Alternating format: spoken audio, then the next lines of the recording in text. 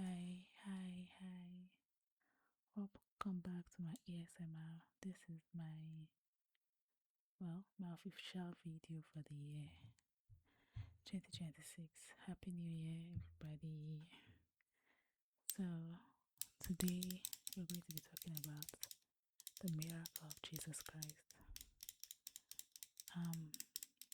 We're going to focus on Matthew chapter 8, and we're going to just read the Bible. There is really not much explanation for me to do because the chapter doesn't come with parables, so it's quite explanatory. And as I'm doing that, I'm going to be playing with this pen that I borrowed from a friend of mine who is a doctor. I like the pen. I want to take it. Anyways, I can't because it's not mine. This is going to be my first ASMR light trigger, and well, I hope it goes well. So, we're going to focus on Matthew 8, chapter 1. And mind you, I might make some pronunciation errors. Please just let's ignore it. Okay, so when he came down from the mountains, large cloud followed him. Right away, a man with leprosy came up and knelt before him, saying, Lord, if you are willing, make me clean. And reaching out his hands, Jesus touched him, saying, I am willing, be clean. Immediately his leprosy was cleansed. And Jesus told him, see that you don't tell anybody. Don't but go, show yourself to the priest, and offer the gift that Moses commanded as a testimony to them. So, chapter 5. When he entered Capernaum,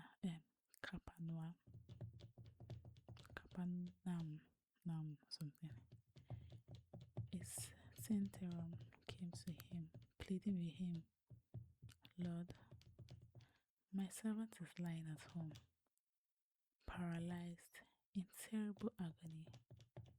And he said to him, am I to come heal him? Lord, the man replied, I am not worthy to have you come under my roof, but just say the word, and my servant shall be healed. When I was reading this chapter for the very first time, I'm a Catholic, so I noticed, sorry for diverting, I realized that this is where this statement we use a lot in the Catholic Church came from. I am not worthy that you may enter under my roof, but only say the word, and my soul shall be healed. I like that statement a lot, actually. It just shows that, yeah, we are not worthy as human beings to come under the presence of God or for God to even come to us. But because of God's willingness and God says so, our soul is healed. Anyways, I'm continuing. For I am just a man under authority, having soldiers under my command. I say to this one, go, and he goes, and to come to another, come, and he comes, and to my servant, do this, and he does it. Hearing this, Jesus was amazed and said to those following him, truly I say to you, I have not found anyone in Israel with such great faith. I tell you that many will come from east and west to share the banquet with Abraham, Isaac, and Jacob in the kingdom of heaven, but the sons of the kingdom will be thrown into the outer darkness, where there will be weeping and gnashing of teeth. Then Jesus said to the man, go, As you have believed, let it be done for you. And the servant was healed that very moment. One thing I noticed about the miracle of Jesus was the faith. God, Jesus rather, really taught us faith. Like, even if it's as tiny as this, it work for you. So, chapter 14. Jesus went into Peter's house and saw his mother-in-law lying in bed with a fever. So he touched her hands and the fever left her. Then she got up, began to serve him. When evening came, they brought to him many who were demon possessed.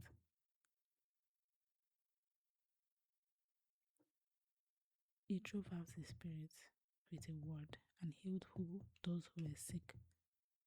So what was spoken through the prophet Isaiah might be fulfilled. Him himself took our weaknesses and carried our diseases. When Jesus saw a large crowd around him, he gave the order to go to the other side of the sea. A scribe approached him and said, "Teacher, I will follow you wherever you go."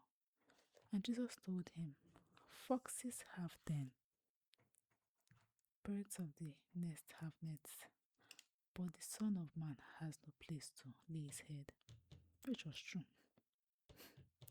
Lord, another of his disciples said, "First let me go and bury my father." But Jesus told him, "Follow me and let the dead bury their own. Bury their own." So I read a translation of this "bury the dead." Apparently, it means to settle like inheritance or something. I'm not too sure, but I think that's what it means. As he goes into the boat, his disciples followed him. Suddenly, a violent storm arose on the sea. So the boat was swamped by the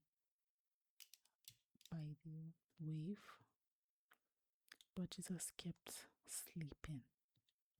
I hope you're not sleeping, Sha. And Jesus kept sleeping. So the disciples came, woke him up, saying, "Jesus, Lord, save us, we are going to die." And he said to them, "Why are you afraid, you of little faith?" Then he got up and rebuked the wind and the sea, and there was a great calm.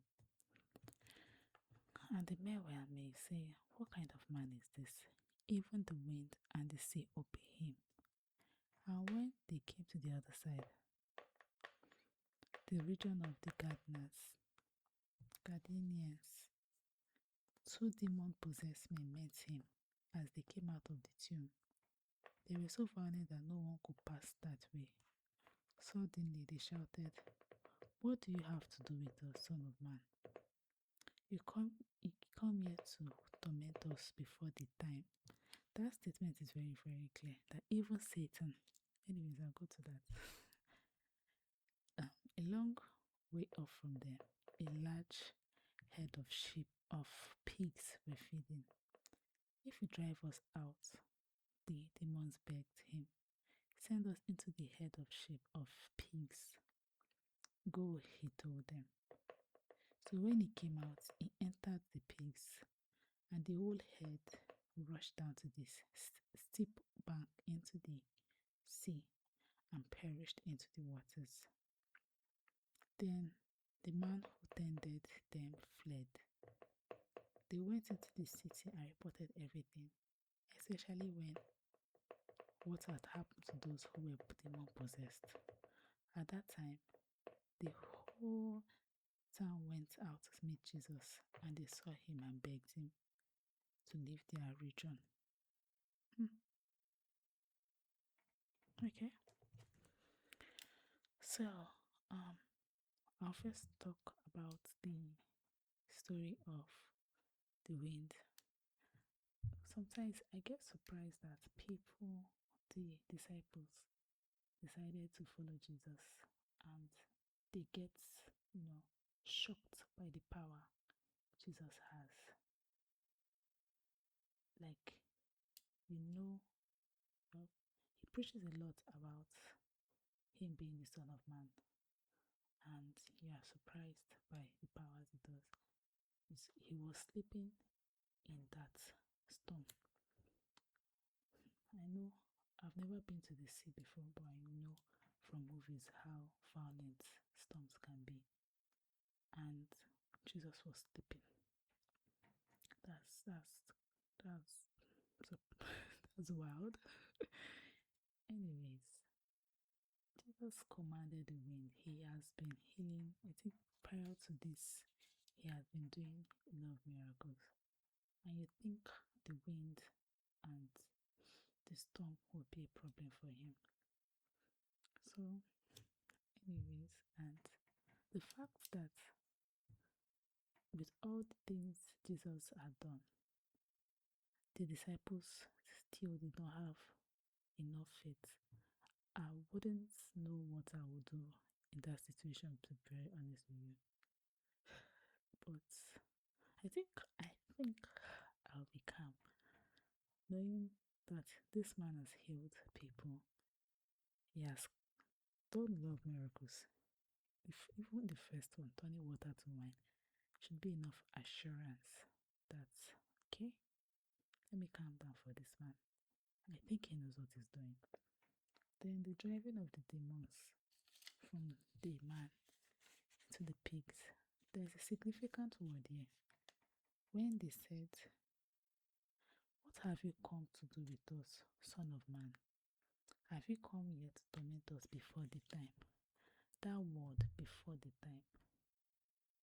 Even the demons and the devil knows that there will be an end time. This is an indication of, I think, is it the rapture or the second coming? This is an indication of the second coming of Christ. Anyways, I don't want to go into that. You'll see a lot of that on that revelation. So yeah, I don't have much to say again. And let me see if I can try playing with the light trigger properly. So when I put the touch up, you look down. Up, up. So look down, look down, look down, look down, look down, look down. And look to your right. Look to your right. Look at your left. Look at your right. Over here. Over here. Now look to your left. The left. Look over here. Hey, hello. Look over here. Okay, okay. Now look up. Up. You can look up. Yeah, look up. Now down. Down. Okay. I like this thing. It's fun. Okay, so this is the end